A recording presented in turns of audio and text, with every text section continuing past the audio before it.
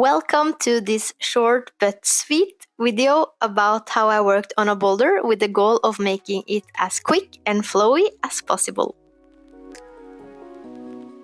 When I first saw this new boulder at my gym, it really appealed to me, so I ran over to try it at once. My first thought was to do like a suicidal dive towards the wall, which went okay, but I kind of felt that something was missing or that something was just off about the whole thing.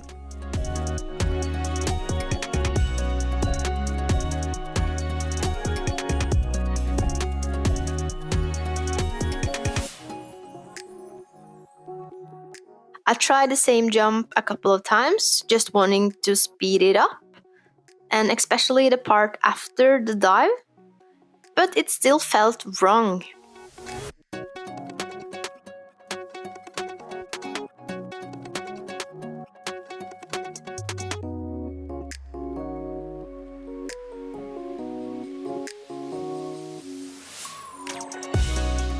Luckily, there are skilled people working in Høyt under taket, so the climbing expert and manager of the climbing gym, Bouldering, ran over wondering what the hell I was doing.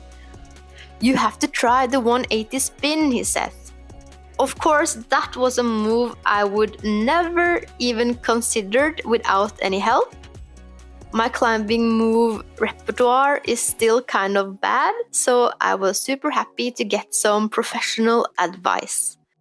He showed me, and I gave it a go, without any luck, because I was confused about the placement of my feet and the whole spinning part. But after a second demonstration, it worked.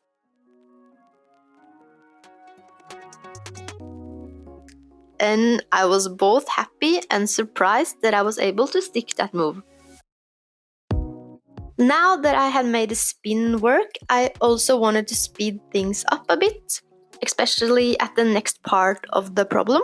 I felt like I was stopping for each move, and as an impatient and stressed person in general, I don't like unneeded breaks.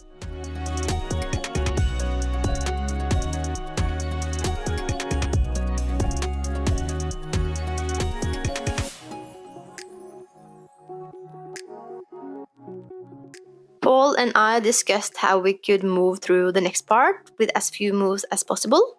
And Paul, which is crazy dynamic compared to me, tried to jump directly to that sloper, which he probably also would have made with the right climbing shoes and warm-up. But I skipped that move. Maybe I will try it next time. The next attempts were mostly about solving the second part of the problem, trying to reach that blue boomerang hold straight from the spin, and then working out how to use the momentum created by the spin in a positive way.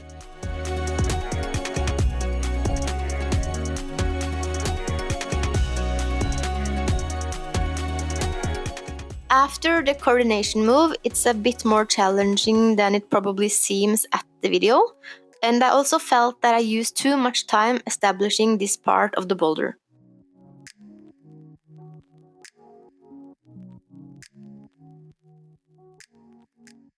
I struggle most to remember which foot to place where, but all the attempts made it easier for me to stay in control and trust my grip on that kind of bad, big, slopey hold.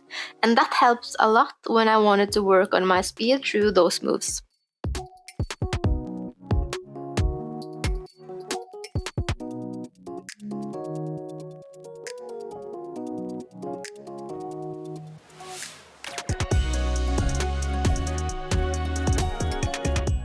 I was still feeling that I stopped each move too much, but then after really mentally preparing myself to not stop, it got much better.